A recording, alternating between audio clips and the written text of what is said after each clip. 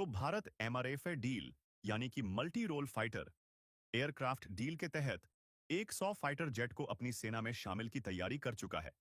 और इसीलिए भारत अपनी वायुसेना की ताकत बढ़ाने के लिए एडवांस टेक्नोलॉजी वाले फाइटर जेट्स की खरीद पर विचार कर रहा है, जिसमें केवल दो ही प्रमुख दावेदार सामने आ रहे हैं, जिसमें से पहला है रूस का SU-57 और दूसरा है अमेरिका का F-35, जो कि एक स्टेल्थ विमान है। और खबर निकलकर आ रही है कि जल्द ही इसी साल एयरो इंडिया में शामिल होने के लिए अमेरिका और रूस दोनों के फिफ्थ जनरेशन वाले फाइटर जेट भारत भेजने जा रहे हैं, ताकि भारत दोनों फाइटर जेट में फर्क समझ सके कि हमें कौन सा फाइटर जेट खरीदना है।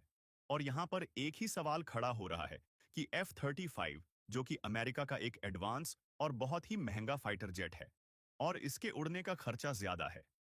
ऐसे अगर इसे भारत खरीदता है तो भारत को कितनी महंगे पड़ेंगे? तो मित्रों, अगर आपको भी यही चिंता है तो आप लोग अब चिंता को दूर कर दीजिए, क्योंकि भारत की तरफ से आधिकारिक स्टडी हो चुकी है, जिसके बारे में आपको एक एक बातें बताने वाला हूं कि भारत को यह फाइटर जेट कितने में पड़ेगा और इसका आर्थिक बोझ भारत पर कितना लगने वाला है। लेकिन आगे बढ़ने से पहले इस वीडियो को एक लाइक करके चैनल को सब्सक्राइब जरूर कर लीजिए, क्योंकि आपके लिए तो 1 सेकंड का काम है, लेकिन इससे हमारी काफी बड़ी मदद होती है। दरअसल हाल ही में एक ऑफिशियल स्टडी हो चुकी है कि अगर भारत अमेरिका के F-35 फाइटर जेट को खरीदता है तो भारत को कितना आर्थिक बोझ उठाना पड़ेगा और इसकी मेंटेनेंस से लेकर उड़ाने तक की भारत को लागत क्या लगने वाली है। लेकिन हम आपको यह बातें बताएं उससे पहले स्टडी से जुड़ी कुछ जरूरी बातें भी जान लेते हैं। देखिए, यहां पर बात है सपनों की उड़ान भरने की और दुनिया का कान खड़ा करने के लिए। भारत सपनों की उड़ान को हकीकत में बदलने के लिए ऐसे फाइटर जेट को चाहता है जिसका नाम सुनने के बाद ही दुश्मनों के पैर कांपने लगे।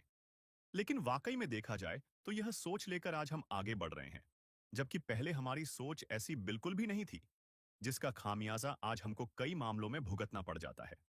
देखिए, कहानी शुरू होती है 1947 से। आजादी के बाद भारत के पास जो फाइटर जेट्स थे वह ज्यादा एडवांस नहीं। उस वक्त भारत ने ब्रिटेन से स्पिटफायर जैसे जेट खरीदे थे, लेकिन 1962 के युद्ध और फिर 1971 की लड़ाई ने हमें समझा दिया कि भाई साहब, अगर आसमान पर राज करना है तो फाइटर जेट्स का बेस्ट होना बेहद जरूरी है। तभी से हमने अपना ध्यान इस तरफ लगाया, जहां हमने रूस से सुखोई 30 MKI, फ्रांस से हमने राफेल खरीदा है, और तेजस बनाने के साथ साथ मिग-21 और मिग-29 जैसे कुछ अन्य फाइटर जेट को भारत ने खरीदा। खरीदने के बाद हमने आसमान पर राज करना जरूर शुरू कर दिया। लेकिन फिर अब ज्यादातर फाइटर जेट रिटायरमेंट होने की कगार पर है, क्योंकि कई फाइटर जेट तो 60 की उम्र में भी ऐसे काम कर रहे हैं कि इनको अब यूज करना काफी रिस्की हो चला है। इसीलिए हम पिछले कई सालों से प्लान बना रहे हैं कि हमें अब एमआरएफए डील के तहत 114 फाइटर जेट खरीदना है। एमआरएफए का मतलब है मल्टी रोल फाइटर एयरक्राफ्ट, यानी कि इस प्रोजेक्ट में हम मल्टी रोल वाले फाइटर जेट खरीदेंगे। क्योंकि यह बात 114 फाइटर जेट की है, इसलिए जिस भी देश को यह डील मिल गई उनकी तो मानो लॉटरी ही लग जाएगी।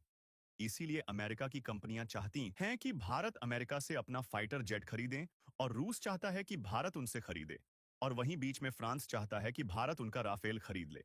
लेकिन कोई खिलौना तो है नहीं कि बिना सोचे समझे जिस देश से मन कहे उस देश से फाइटर जेट खरीद लें। इसीलिए 3-4 देश भारत को ऑफर दे रहे हैं।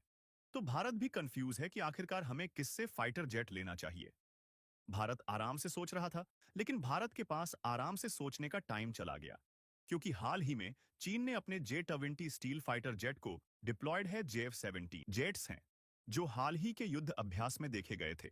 और इसी फरवरी 2025 में बेंगलुरु में एरो इंडिया डिफेंस शो होने वाला है, जिसमें भारत ने डिसाइड किया है कि अमेरिका अपना F-35 और रूस अपना AU-55 फाइटर जेट भारत में लाकर दिखाएं, ताकि भारत के इंजीनियर उसको अच्छी तरीके से परख सके। लेकिन क्योंकि अमेरिका का F-35 भी एक बहुत ही उन्नत लड़ाकू विमान है, इसलिए हाल ही में एक स्टडी की गई है कि यदि भारत इसी F-35 को सिलेक्ट करता है तो एमआरएफए के बजट में हमें कितने फाइटर जेट मिल पाएंगे। देखिए, पहली बात तो यह है कि अमेरिका जो भारत को F-35 ऑफर कर रहा है और देने के लिए तैयार है, वह इस फाइटर जेट का ब्लॉक 3 वेरिएंट है। आपको बता दें कि जैसे स्मार्टफोन की कंपनियां मॉडल बदल बदल के और पुरानी दिक्कतों को सुधार कर नए फोन लॉन्च करती हैं, उसी तरीके से F-35 को 3 बार अपग्रेड किया गया है। इसीलिए जो भारत को ऑफर किया जा रहा है वह लेटेस्ट वर्जन वाला ब्लॉक 3 वे है। और इसमें भी 3 मॉडल है, ए, बी और सी। F-35A तो नॉर्मल लड़ाकू विमान है, लेकिन बी और सी में अंतर है। जो F-35B है वह नॉर्मल की तरह उड़ान भरता है, लेकिन उसके साथ साथ वह वर्टिकल लैंडिंग भी कर सकता है, जिस तरीके से हेलीकॉप्टर लैंडिंग करते हैं। लेकिन जो सी टाइप वाला है वह इससे भी ज्यादा एडवांस है, क्योंकि यह लड़ाकू विमान वर्टिकल उड़ान भी भर सकता है और लैंडिंग भी कर सकता है। यानी कि हेलीकॉप्टर की तरह इसे कहीं भी लैंड कराया जा सकता है और कहीं भी उड़ान भरा जा सकता है। इसके लिए रनवे की जरूरत नहीं है। यानी कि सबसे ज्यादा फायदा यह है कि कहीं भी नॉर्मल जहाज के ऊपर भी इसको उतारा जा सकता है और एयरक्राफ्ट कैरियर की जरूरत नहीं पड़ेगी। लेकिन यह जेट इंडियन सेनाओं के लिए उपयोगी है, जबकि वायुसेना के लिए F-35A ही एक काफी उन्नत लड़ाकू विमान है। इसलिए जब हम खरीदेंगे तो इसका ए वैरायटी ही खरीदेंगे। फिर भी अगर इसकी प्राइस की बात करें तो F-35A की कीमत है $78 मिलियन और F-35E जो है वह करीब $100+ मिलियन के आसपास पड़ जाता है। लेकिन जो F-35S है वह सबसे ज्यादा महंगा है और उसकी कीमत 125 से $30 मिलियन बताई जाती है। लेकिन यह प्राइस है उन देशों के लिए है जो कि सेकेंड टाइम इन्हीं फाइटर जेट को खरीदते हैं, जबकि फर्स्ट टाइम खरीदार के लिए ज्यादा महंगे होते हैं। जैसे कि फ्रांस के राफेल एक्चुअल कीमत $100 मिलियन है, लेकिन जब हमने इसे खरीदा है तो $146 मिलियन के पड़े थे, क्योंकि पहली बार इसका मेंटेनेंस सेंटर भी ओपन करना पड़ता है। अगर बात F-35A की करें तो वैसे तो इसकी कीमत 78 से $80 मिलियन है, लेकिन फर्स्ट टाइम खरीदने पर इसकी प्रॉपर मेंटेनेंस फैसिलिटी भी बनवानी होती है। और अगर कस्टमाइजेशन भी करवाते हैं तो यह आपके लिए लगभग $180 मिलियन के एक फाइटर जेट पड़ते हैं। स्टडी में बताया गया है कि अगर भारत $25 बिलियन खर्च करके F-35 फाइटर जेट खरीदता है तो भारत को लगभग 140 स्टेल्थ फाइटर जेट मिल जाएंगे।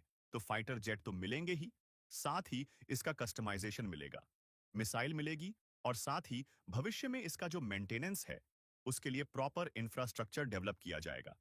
यानी कि अगर फ्रांस के राफेल से इसकी तुलना की जाए तो इसके लिए 25 से $30 मिलियन ज्यादा देने पड़ेंगे।